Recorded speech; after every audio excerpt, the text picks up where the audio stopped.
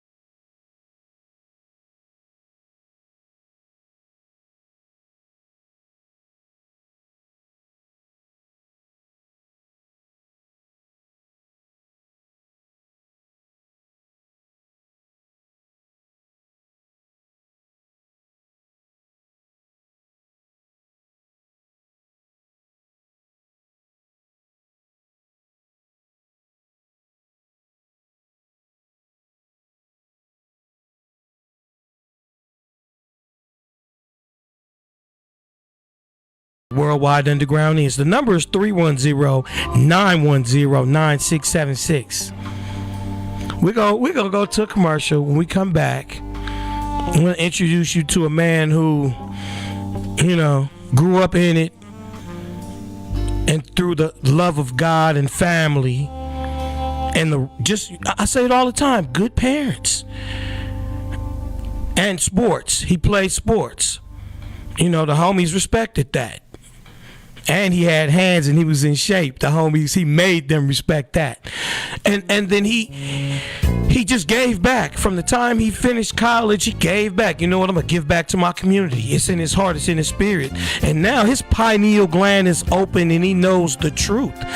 That's all the third eye is, y'all. It's your pineal gland opening. It's knowing the truth.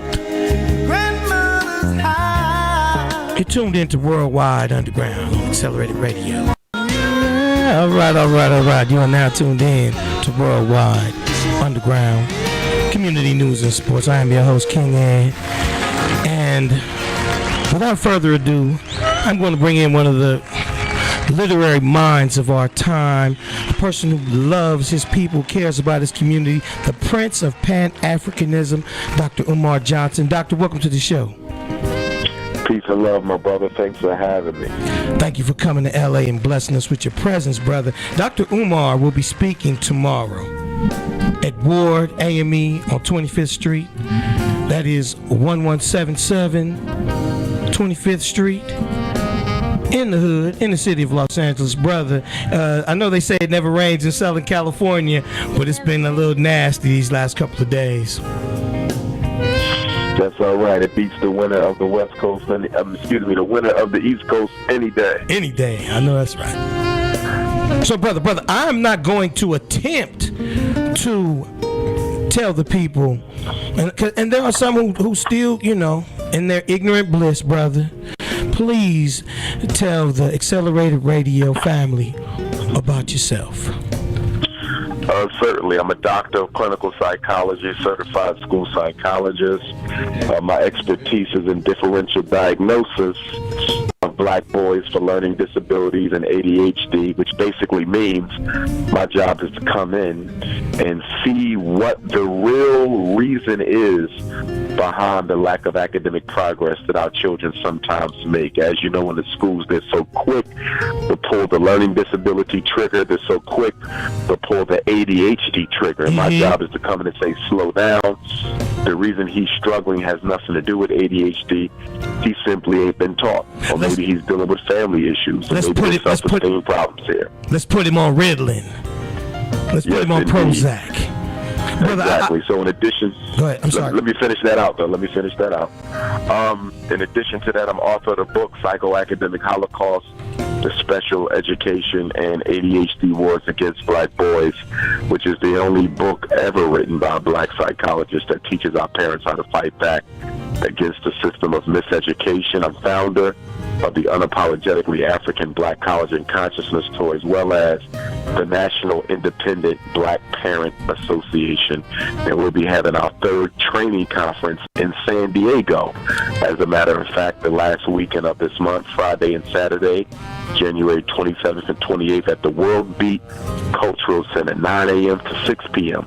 For anyone who wants to organize, who wants to mobilize, who wants to galvanize, they can come and get the training and then take it back home and start a chapter of an also important National Independent Black Parent Association. Yes, brother, yes. I wanted to also let you know that in studio, a gentleman who is on the same wavelength as yourself, Pastor Fred Shaw, is here. My brother, I Peace and love. am so happy to be on the same show with you, and I want to commend you as a fierce warrior who has the guts to expose what's going on in mental health. That's what I do. I'm the international spokesperson and the public affairs person for the Citizens Commission on Human Rights, and we expose psychiatric abuses, and your commentary on what is really going on and how kids that can't read are being diagnosed with ADHD and all of that is really an important work, and I commend you for doing that. Thank you, my brother. I respect your work as well. Now, gentlemen, there are those who, like I said earlier, and I try not to insult anyone, who are still stuck in their ignorant bliss. And the rich elite are the people I'm basically talking about. Not to mention the masses of sheep who are, brainwashed by the propaganda that convinces them that you do have a choice and you're a president and a whole bunch of other nonsense. But the fact that I have you two gentlemen here, this is something that is ordained, because guess what? The right people involved, and I don't mind dropping names, I'm talking about some of these the movie stars and ball players, the Denzel Washingtons, the Michael Jordans. I will invoke that if those brothers join this movement, because I don't look for any federal or state subsidizing for the problem that we ourselves can solve. Well, one of the things is that, the day will come when those brothers are involved. They just need to know that the right soldiers are in place, that there's no game, that there's a willingness to sacrifice all to make sure that the young people grow up. I wrote a book called The Rites of Passage, the Mentor Code, that'll be out probably in 3 weeks. Okay. And it goes along with what the doctor's doing his work, and more people have to take that stand. But one of the things you mentioned about the darkness is that truth is the thing that must come out. And as long as we have the wrong targets, as long as we keep saying this is the problem, that's the problem, and not recognize the real enemy of man, which is going on in mental health, the attacks on black youth and other youth, but more I'm talking about our youth. When you see that we're disproportionately numbered when it comes to being prison industrial complex, labeled with mental diseases and things like that. In New York at one time, we were 16% of the school population, 32% of those labeled with some type of mental disorder, just like the doctor said, because the kid couldn't read. That's not the kid's fault. In most cases, it's the institution and those who are supposed to help him be able to learn in the school environment. That's their fault. We can't keep a kid 12 years and then get mad because he can't pass the exit test. Somebody has done that to him. Well, I want to invoke a question to Dr. Umar. Now, they passed legislation, and this is a real reason why we need to pay attention to politics, y'all. If it is our babies, by the way, two of my children are in studio. Hello. And their pineal gland is open. Dr. Umar, in Missouri, they passed a law that your 1-year-old baby, your first grade baby can start catching felonies and eventually either be drugged up or locked up There was a study by some students at UCLA who figured out and realized, oh my God, they make up less than 20% of the population in Missouri, we as blacks, but we are 7-1 more likely to get in a fight than a white person. So they targeting our babies at the first grade. Brother, what do we need to do? Well, first, let me say, going back to your earlier point about the celebrities, one thing we need to understand is that they're not going to save us. First of all, in America, the so-called middle class is largely becoming a thing of the past. There really is no middle class anymore. There are the haves and there are the have-nots. And because of that, the black entertainment class and the athlete class, they are the new black bourgeoisie.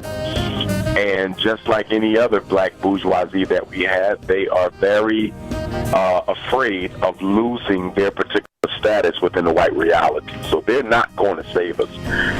But the good news is we don't need them to save us.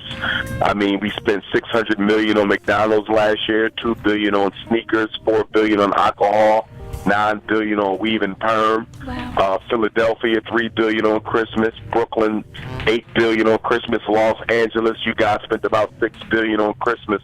So we don't need the athletes and entertainers to save us. What we need to do is discipline our own spending habits so we can bail ourselves out of this misery that we're in. As it relates to that new law that was passed in Missouri, I'm not surprised at all. I often talked about this, that there was a progression in the criminalization of black males. Discipline schools was just the start of that. Expulsion was just the start of that. The record number of black boys who are being arrested in the schoolhouse was just the start of that. So the fact that they're now charging kindergarten and first graders with felonies for fighting, it is absolutely ridiculous, but at the same time, it is to be expected, because the school is the new prison. The school is an extension of the prison. The school is simply the preparation place. It's the triage for incarceration. See, America no longer needs black people. Wow. See, we were brought here to serve. We were brought here to serve. We were very necessary when we got here. But because we were never intended to be a permanent part of the American social order, as W.E.B. Du Bois said, the problem of the 21st century will be the problem of the color line.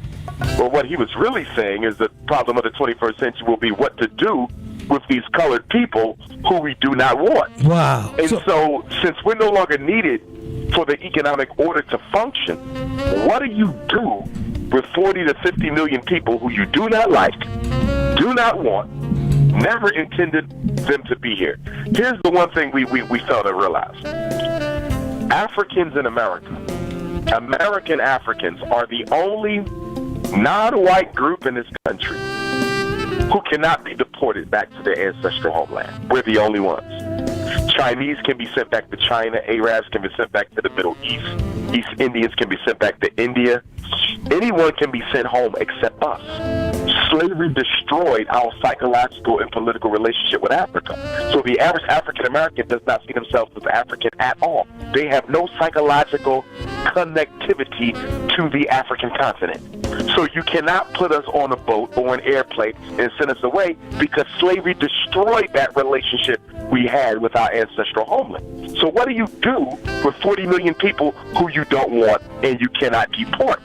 You have to create an extermination process that slowly but surely, without anyone being aware of it, eliminates them from your country. That's why police extermination is so critical. That's why abortion is so critical. That's why the LGBT homosexual movement is so critical. That's why black on black crime is critical. That's why mass incarceration is critical. All of these strategies are in play to eliminate black folk. This is not oppression. This is not suppression. This is extermination. That's why Michael Jordan will invest in prisons before he invests in his community. That's why. Let me ask Pastor Fred question. I mean, how does the whole mental health field, as far as, our extermination, how does that tie in? Well, Dr. Johnson was telling us how it was set up. And this goes back to the origin of psychiatry in this country. Dr. Benjamin Rush came up with the word negritude that said that black people's skin was dark because we had a disease akin to leprosy, and that the only way to know that we were cured is to be to turn white. And so, then you had the word drapetomania, which meant slave flight. And what that said was that since all slaves didn't run away, those slaves that did run away were mentally ill. Unbelievable. So what happens is it had nothing to do with you could sell my children on the block anytime. You could beat me, rape me, maim me. That don't make me want to run. You could have my wife sleep with your friends or whatever for your parties. But if I ran away from that, I must be crazy, mentally ill. So once you set the stage, and that's one of the things that I love researching and doing, is find out what underlined the illness.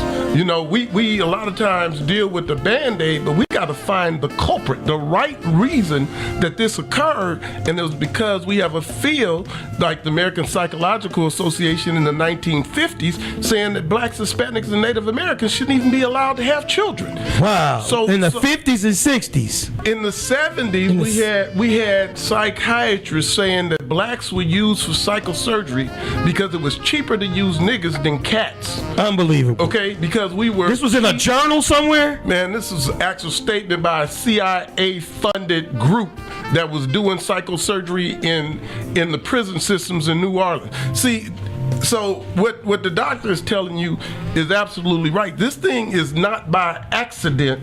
It's by design. Now, what we have to do is find out who the real culprit, who lies behind the destruction of religion, who lies behind the destruction of the educational system, who lies behind the blurring of the moral lines of this society and its mental health coming in.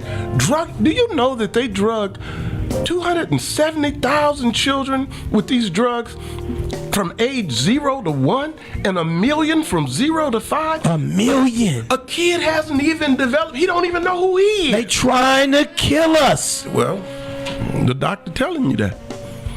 Dr. Umar will be speaking at Ward AME Church tomorrow. The doors open at 3 o'clock. You go on, brother. The address is 1177 West 25th Street in the heart of Los Angeles. Brother, what time should the people come in? Well, the doors will open up at 3 o'clock. The program will start at 5. There'll be some opening acts, and then I will come on with my message. And I'm going to talk about 3 main things. Obviously, the miseducation machine. I want to equip the parents with the rights that they can use, that they need to use, so they can do a better job of advocating for their children in the schools. For example, parents need to know that whenever they are asked to get permission to have their child evaluated, they have a right to say no. You can refuse the evaluation. You do not have to sign permission. In fact, I would say that if we could empower and encourage black parents, especially our mothers, since they're raising 75% of our children alone, they need to be encouraged to learn how to just say no. Well, we think your child has ADHD. Just say no. You don't. And he's not being evaluated. Well, we think that, your daughter has a reading disability. No, she don't. Y'all just simply never taught her. Like, parents have to be empowered to control the process. Stop letting the process control you. I mean, if you never give permission, they never get tested, they never get classified, they never get put in special ed. So when you look at the fact that we have 2 million black children in special education today, you're also looking at the fact that you've had 2 million black parents who went along with the system. Stop letting them tell you what to do with your children. We are too passive when it comes to the education system. We are much too passive, but we are playing right into the hands of the miseducation machine. You put a kid in special ed, he's not likely to graduate on time, if at all. Okay? By being in special ed, you just increase the likelihood of him going to jail at some point in his adulthood by 75%. So learn that you can say no. And if you do think that your child needs to be evaluated, because some children do have legitimate issues. Autism is legitimate. Speech and language problems, those are legitimate. Some children do have moderate to severe intellectual disabilities. There are orthopedic impairments. Sometimes children do need to be evaluated. But even then, if you disagree with the evaluation, you have a right to an outside evaluation. It's known as the independent educational evaluation. This is federal special ed law. You can have your child reevaluated by a school psychologist of your choice. Dr. Umar. So there's so many different rights that parents have that they don't know about, and that's why we want them to come out tomorrow to the Ward AME Church, 1177 25th Street, I believe it is. Yes, sir. It's very, very important that they come, and it's very important that they get a copy of my book as well and read that thoroughly, because that will really put them in a position to be able to fight to protect their kids inside of the schools.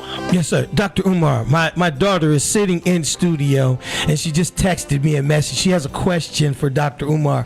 Najee, go ahead. Okay. Hi, my name is Najee, and I'm an educator myself. I teach to elementary school children, and I was wondering, what is your take on homeschool versus the public school system? I think that homeschool can be a very effective short-term remedy.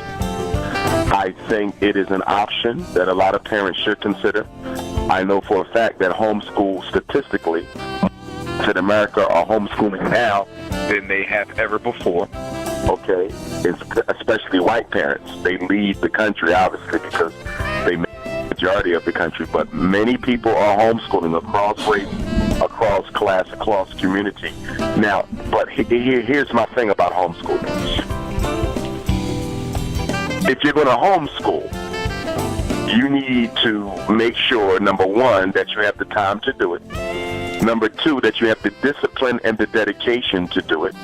Number three, that you have the resources and the environment to do it. And I'm saying that to say that I have seen homeschool horror stories in our community. I've seen children who were taken out of school by their parents, allegedly homeschooled, but in all actuality, they were only being home-fooled. They were at home, not learning, not being taught, and in many respects, the negative impact was as great as it would have been had they stayed in public school. Wow. So I always tell black parents, don't do this unless you're serious about it. Don't do this unless you are disciplined. Because what happens with homeschool parents, since nobody's supervising, you see in the school, and I'm a former school principal myself, in a school, teachers are supervised.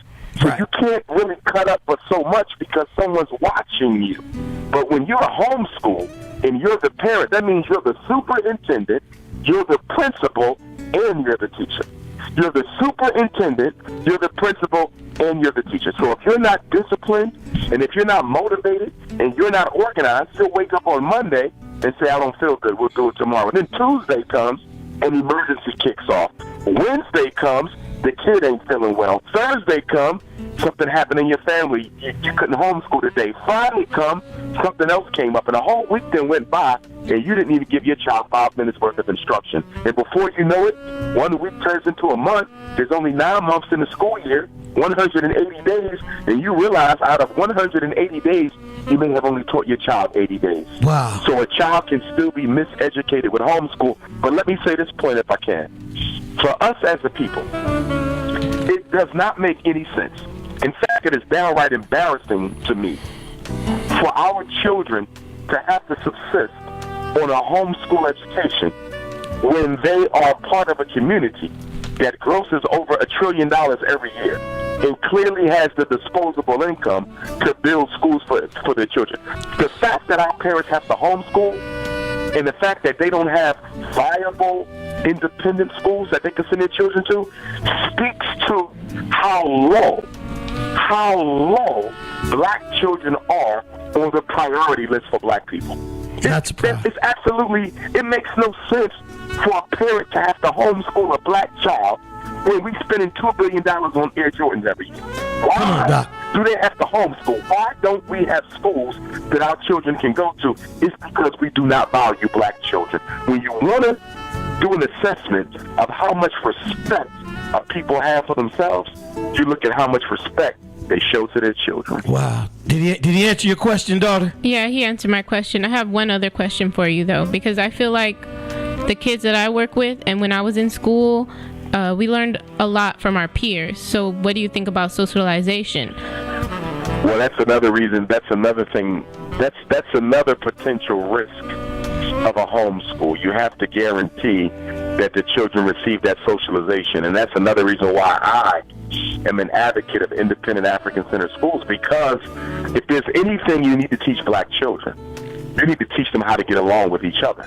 Wow. You cannot do that in a homeschool environment. You cannot do that in a, what do they call it? The new online schools, cyber schools. You cannot do that. You see, black children have to be taught how to get along. We are self-hating people, okay? We are self-loathing people. And so the first education is an education on how we can cooperate. That means black children have to be socialized in such a way that they can work together, because currently we don't have that. We are a race that is cursed with petty differences, and the only way you're going to overcome the petty differences that divide us is to socialize our children to be able to cooperate, to work together in unison. That is something black people have a problem with. And when you homeschool your child, you do nothing to forge that collective consciousness that we as a people need in order to move forward. We're the only non-white folks in America who cannot work together to get ahead. Wow. Pastor, please, Pastor Sharp, please join the conversation. Well, I want to take us back a little bit when we were able to get some results out of the educational system. And one of the things that happened in the 60s, and I know it because they came to my classroom, and they told us that our parents could not discipline us. This is when mental health started moving in. Prayer went out, mental health moved in, discipline went out, and our parents could not discipline us. And when mental health replaced discipline and God, and I know I'm a minister and I'm not trying to necessarily pinpoint just the Christian religion or any other religion, but when those things exchanged, we looked up and we found that our school system had been declining ever since. And instead of being an educational system, they're becoming mental health centers. And so we have to go into what you're doing, doctor, is creating another parallel educational system that is designed to get results, and that can be the only thing is what is the result. If General Motors, and they did at one time, but if those big companies ran their businesses the way the educational system run is, they'd be out of business. And so we have to say, if you don't create the product, then we don't need you. Wow. And we need to create, because you just explained very eloquently the amount of money that's being spent in the educational system, and there's no reason for a child to go from kindergarten through high school and can't pass an exit exam, can't do these types of things. So we have to redesign our educational system, first of all, to teach kids how to study properly, make sure that we come in with proper education and get rid of all of this, F for the day and time out. When I was a kid, we got knocked out. and that was the whole thing. Boy, do you know your timetables? Okay, meet me in the room. Somehow we got it. You better. Now, that might have been a little forced, but I'm telling you, it's better what it is today, because when mental health came in and said that, then the parents couldn't chastise their kid. But they can electric shock you against your will. The policeman can shoot you against your will, but your parent can't spank you. Something's wrong. I'm not talking about abuse and whippings and locking in closet. I'm talking about you get your consequences right there. And I know when we used to have to walk and get that switch, there was a redeeming factor there. You learned a little geometry, because you had to get a That's right. You had to get a switch big enough that she'd accept it and small enough you thought you would live. There's a whole lot of things that happened, but I know on the very first day that they came to our school, my sister did not come home like she was supposed to. Uh-oh. And then challenged my mother. And when you can't discipline your kid, then what do you do when the school system and everybody's pressuring you? And so, but again, I say we have to find the hand of the people who make the money on the misery of our people. In 1994, $9.7 billion was spent on antidepressant and antipsychotic drugs. Wow. 10 years later, it was $35 billion. Now it's over $100 billion. So they Follow don't the money. They don't have. You said. I'm gonna ask both of you. I'm gonna ask both of you gentlemen this question. Marijuana was a $6.7 billion industry in 2016. Now, like Pastor Shaw was saying earlier, these people will feed you poison, for the sake of, for lack of a better word, extermination. Is there some way we can turn the corner and put that genie back in the bottle? Because right now, if you follow the money, I would not be surprised if Big Pharma or one of these other entities who saw those dollars thought to themselves, well, we already the 1%, let's control that industry too. And what do you see happening, Dr. Umar? Well, for me, and we know more people die from cigarettes and alcohol than marijuana every year.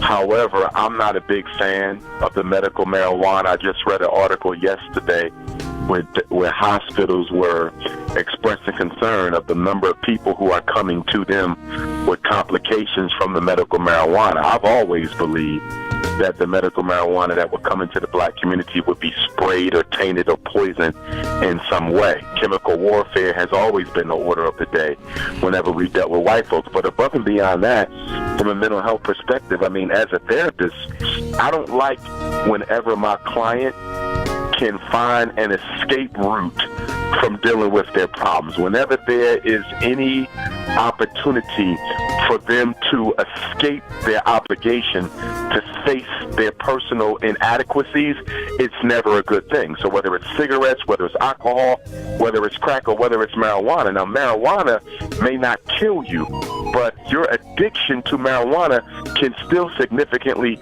disrupt your life. I know people who are so strung out on marijuana, they can't go to work. They can't function normally. Same thing Pastor All they Shaw want to said. do all day long is smoke. So for me, the worst thing you can give an oppressed people is a temporary escapism from their problems. We need to work through our problems. We don't need to be smoking them away.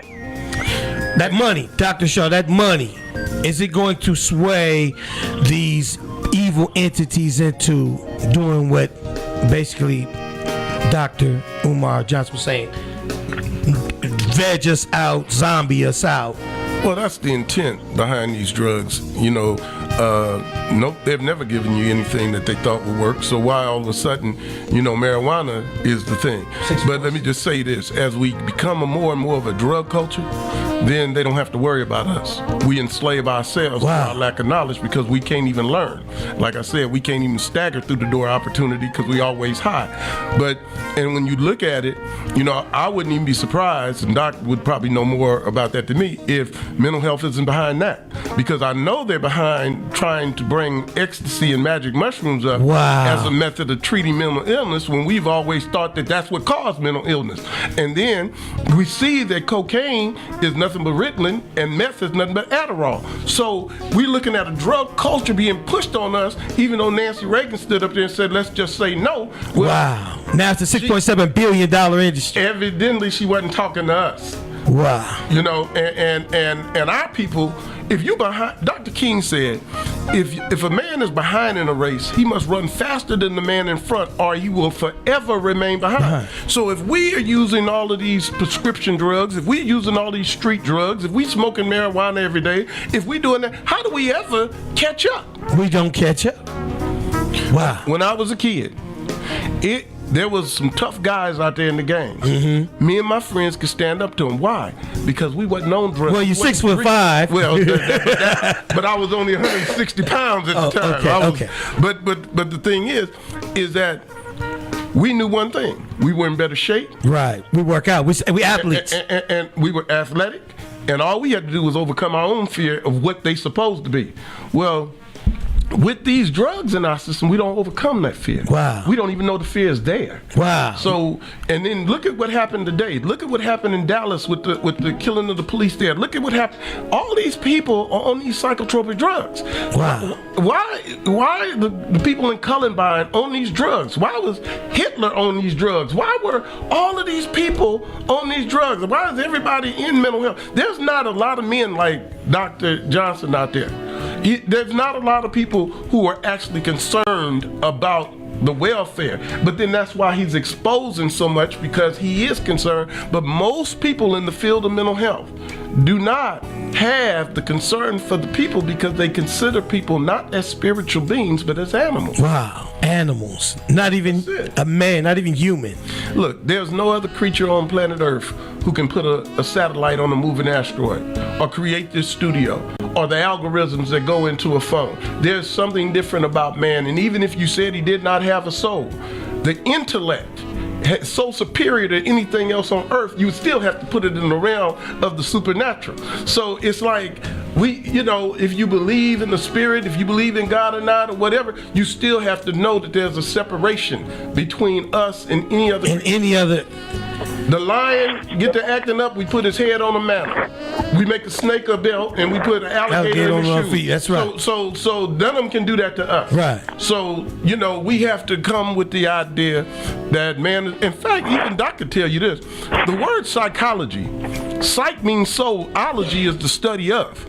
So psychology was supposed to be the study of the soul, and psychiatry was supposed to be the treating and the healing of the soul. And then they got off base and said the man was an animal, because let's take the spirituality of man out of it. Well, Francis Galton and some of them were kin to Darwin, and then they brought that theory, and that whole thing. Darwinism. Yeah. You're in the presence of a pastor, Dr. Umar, and I know you are a spiritual brother as well.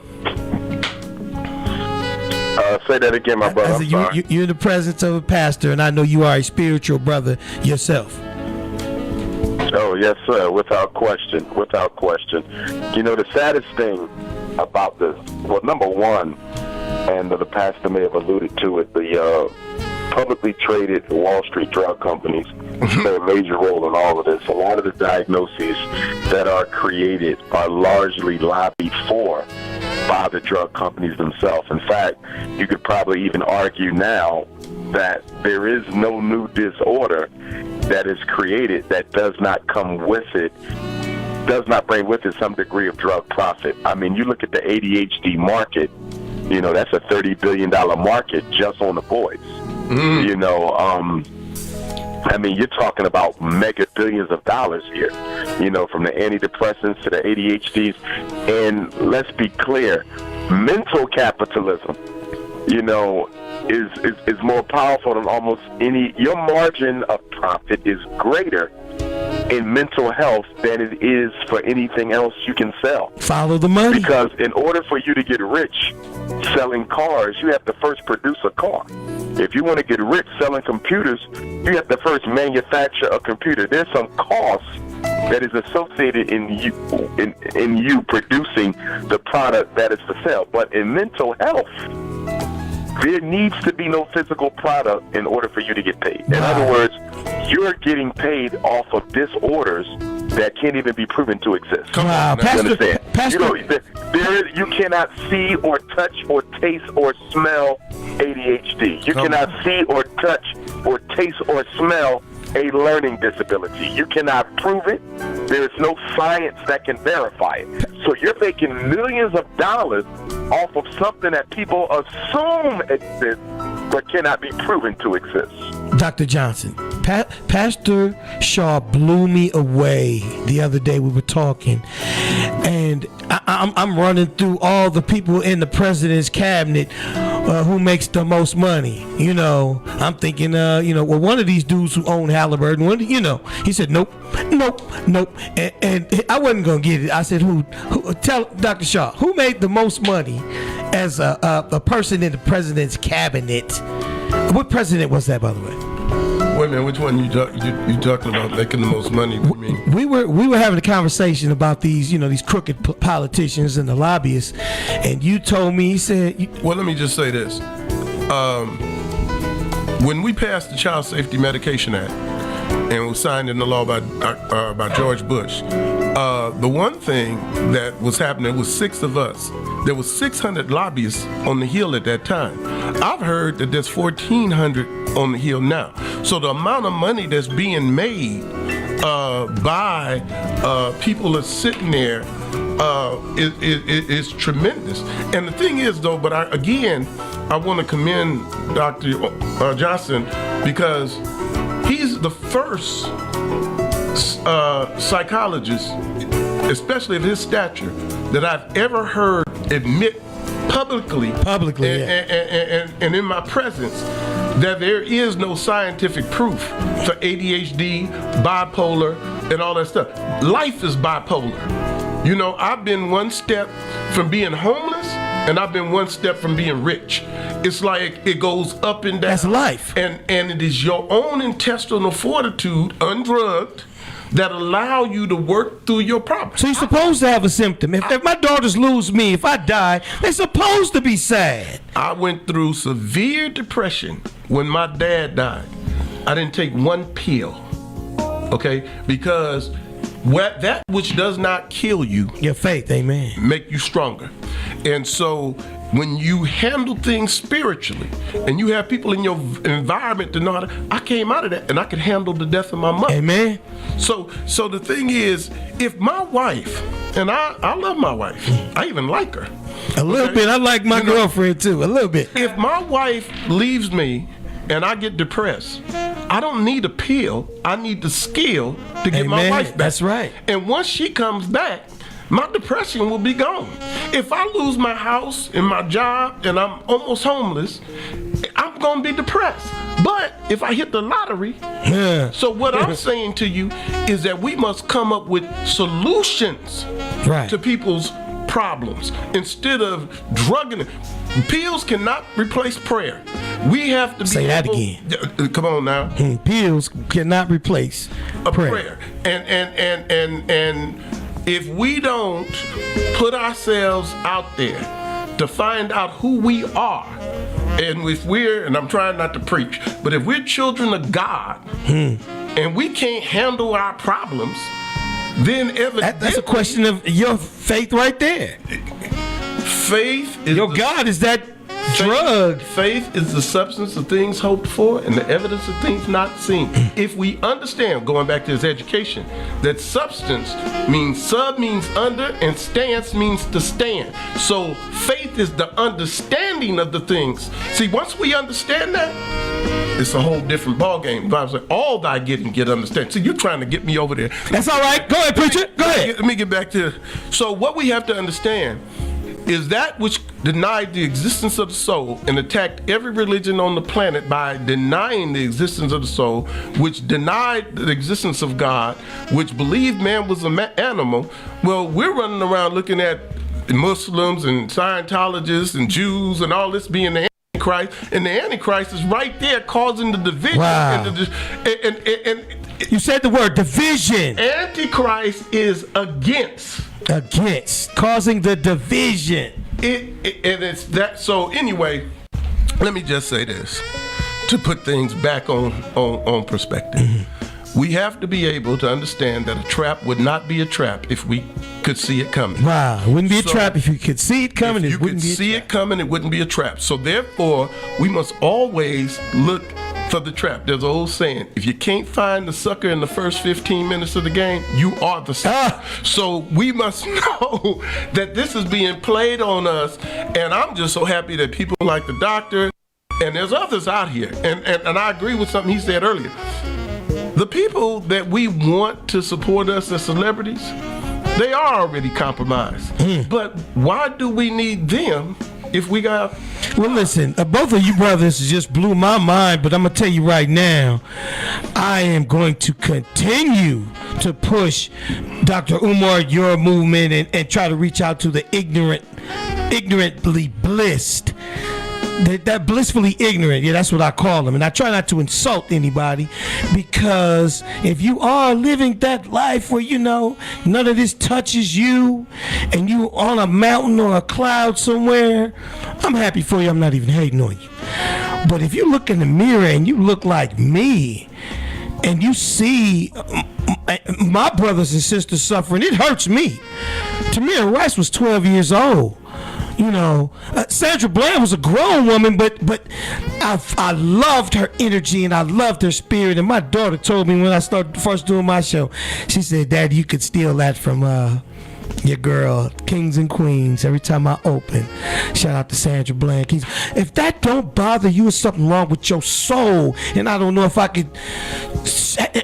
First of all, you're now tuned in to Worldwide Underground on Accelerated Radio, and I have two amazing gentlemen in studio, and I can't articulate y'all like y'all. I'm gonna get on the rant and get mad. I get frustrated, gentlemen, and like I said, my daughters, their pineal gland is open, and they're my heroes.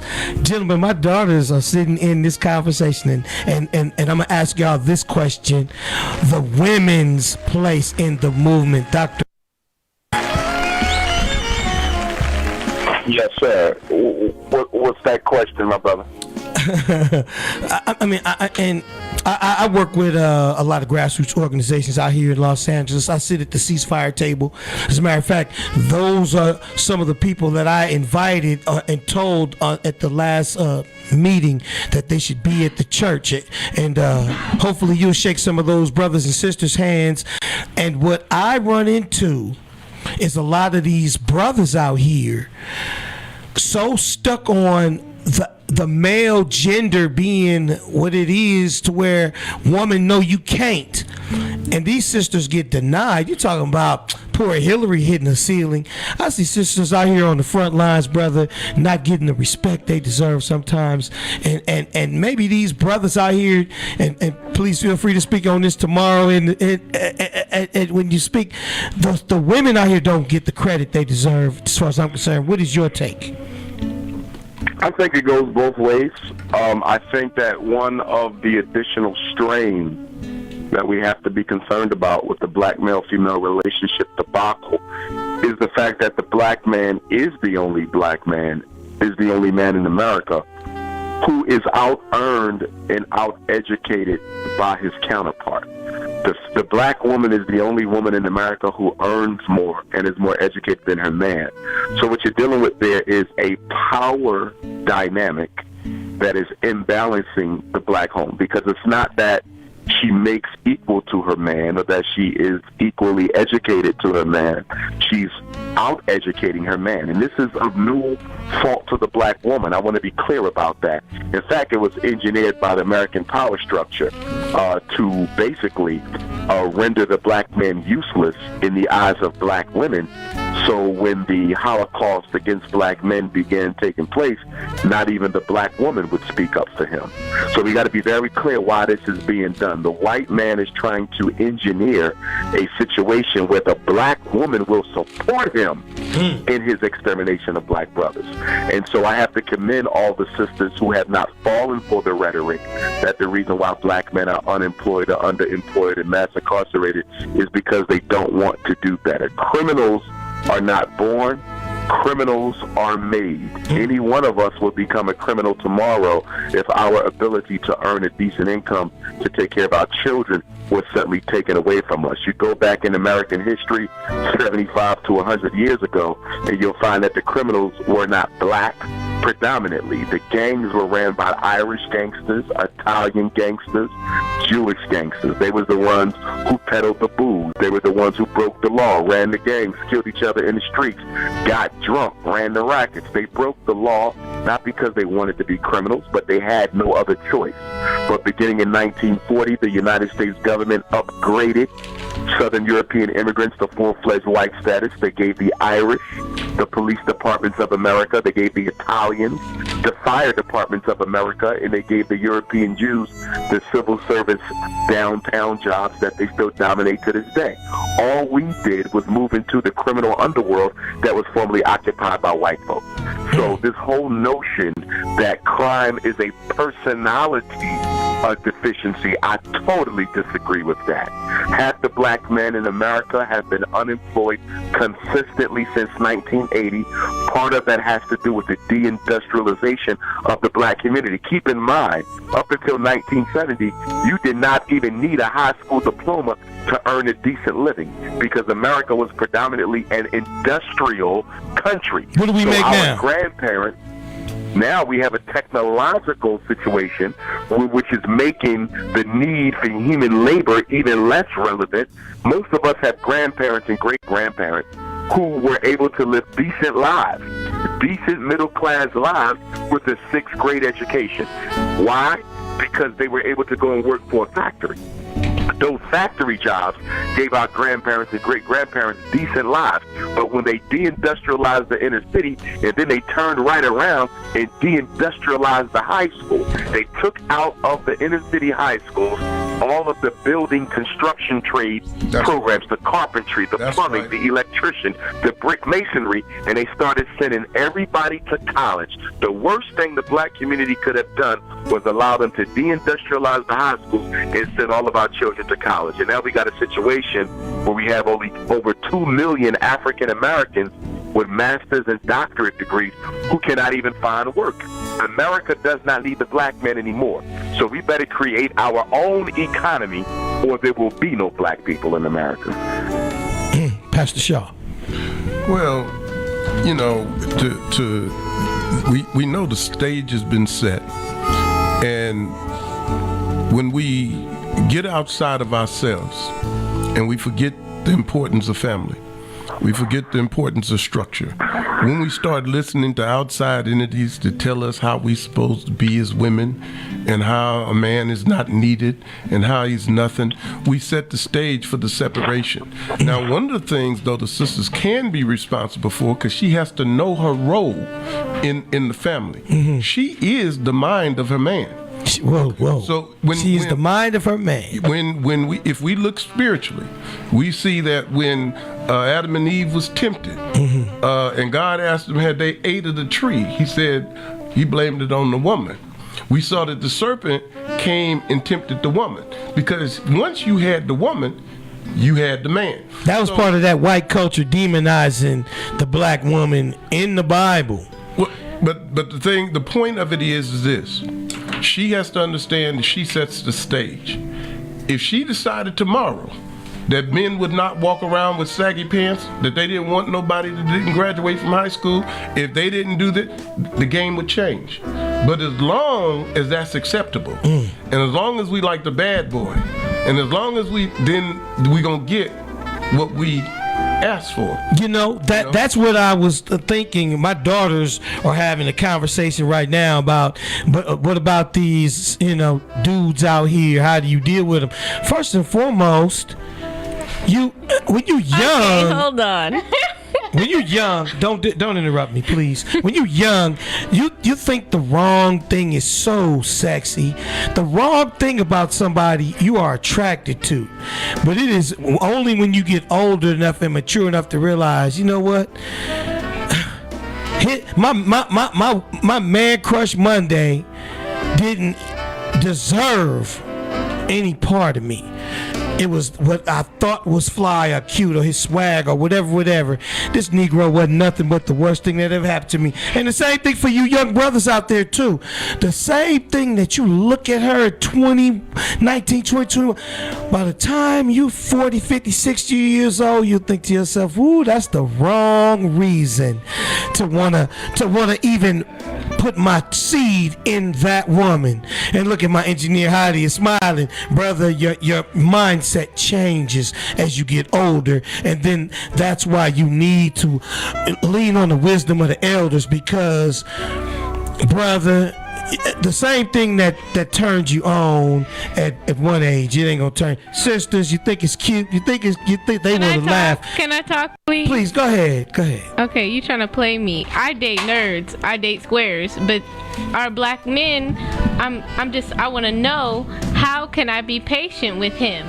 If I'm like Brother Umar said, we are superior. We are like we're not superior, but we have become that way because of this. Yeah, exactly. So, but how, me as a black woman, how am I? You want to start your family at 27, no, and you met this really cute guy who's 27, but he really just quite don't have it together. No, that's not what I'm saying. I'm just, as a peer, you sometimes you want a peer, you want somebody to talk to. Well, you just gotta pretend like it's their idea and be like, oh yeah. No, you have to know who you are. Thank you, Pastor. You are the blessed of the blessed, because God trusted you with the future generations. He trusted me to go out and hunt and make money and do things like that. But you were the one given the responsibility of the raising of the children, teaching the morals and things like that. So don't ever say we're inferior. What you are is you're not physically as strong as I, but that don't mean mentally you're not more strong, because you know how to handle a man, you know how to handle a household, you know how to do a whole lot of things. And so where we got off track is we forgot that running a household is the most important job in the world. That's right. And as we got away from that, and the thing is, you got ganged up on.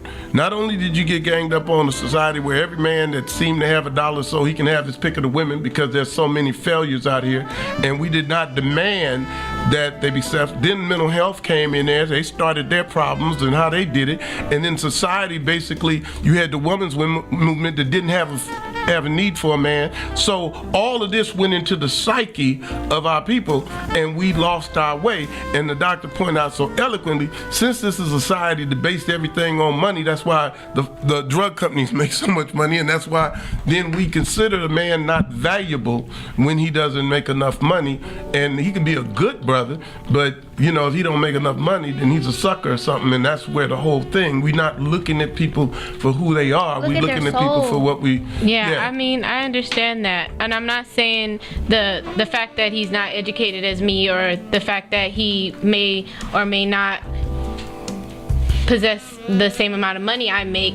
I'm just saying the youth of today, the way that they think is not the way that you guys are putting them off to be. So how do give us an example? These young boys, they're not educated, they're not conscious in this way. For example, they're more swag. Yes. My swag is more important than my intelligence. So how do I help bring the young brother up as a woman? How do I help him without offending him? Exactly. Dr. Umar Johnson, can you help my daughter with that when she wants to, lift her brother up to a level of consciousness? Well, I think that it is tough for black women. It definitely is, because of the war on black men. It's not because the brothers aren't up to the task. It's because something is being done uniquely to us that is not being done to men of any other culture. Yeah, we are the original nemesis. There's nothing America hates more than a strong, unapologetically African alpha male. They hate unapologetic African alpha males more than they hate terrorism, more than they hate Arabs, more than they hate anything. They hate a strong black man. So what needs to happen is that there needs to be serious dialogue between black men and black women about how do we work around this unfortunate situation that we're faced with. Now, I would add to that some sisters, not most, but you do have a nice little contingency of women whose degree of materialistic expectation has a lot to do with why they cannot find a suitable mate.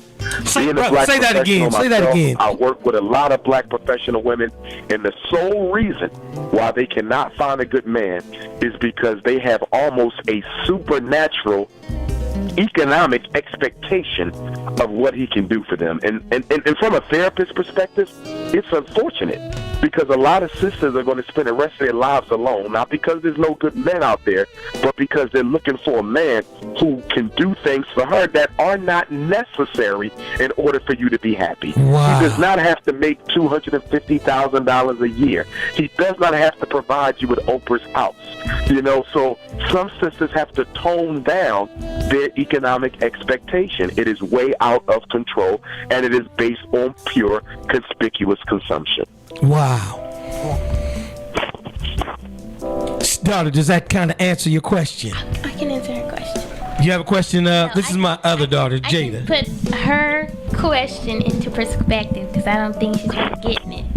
Because the black man is the most hated in this country. As a black woman, to put him up, you should love him more than anything else in this country, and that's how you put them up. You hear my queen, gentlemen. My daughters are my heroes. Powerful. And you have to put that love in a man that's worthy of that love. And so we can't just run out here, grab any old gangbanger or drug dealer. Love him too hard. To be a man that is worthy of that love in spite of his condition, as long as he's willing to get up and put forth his effort and treat you like a queen. That's what he's and the other thing too, that has to be brought up in this conversation of the black male's predicament. And I know this is not emblematic of you, Pastor, but it is emblematic of a lot of pastors, and that is one of my gripes that I have with the black church, some black churches, because not all of them operate the same, is that I don't think the black church has done enough in the fight to resurrect black men. I don't think they've done enough to help fight to bring about an economic opportunity for black males. I think one of the reasons why a lot of churches suffer from a lack of black male participation is because when it comes to the black man's ability to provide for his family, I really don't see pastors doing all they can do to put pressure on the political arena and put pressure on other arenas to give our brothers a second chance. And when you look at these mega churches that are clocking millions of dollars a year in donations with a $10 million mortgage, you know, how do you take so much from the black community financially and then do not give us a return on our investment? So I think the religious leadership has to be held accountable for what it's not doing to provide our women with men who can protect and provide. Well, to answer what you're saying, amen. Amen. That's all I can say. Amen. You are absolutely right. A lot of times there's a competition, and a lot of men are falling away from the church also because, and they're pulling their women with them because of the fact that, you know, I'm the head of my household. When, you know, you get into a woman's head to where her children say, well, I'm going to tell pastor instead of daddy, now you got an issue. So, you know, you're absolutely right. It has to be balanced in everything that we do. Our pastors must not be entertainers. They must be people who inspire and motivate and things like that. And give back. And give back to the community. But, you know, the issues that are there, you know, they also, because of the attack and the elimination by mental health, they're also not needed anymore either. See, and just like the black man is suffering, so is the church, because, you know, if we replace prayer with a pill, then we don't need God. And so, you know, they have to understand that they have to take their social position serious, being men of God, and step back in and fight all of these external forces that are causing us to collapse as a community.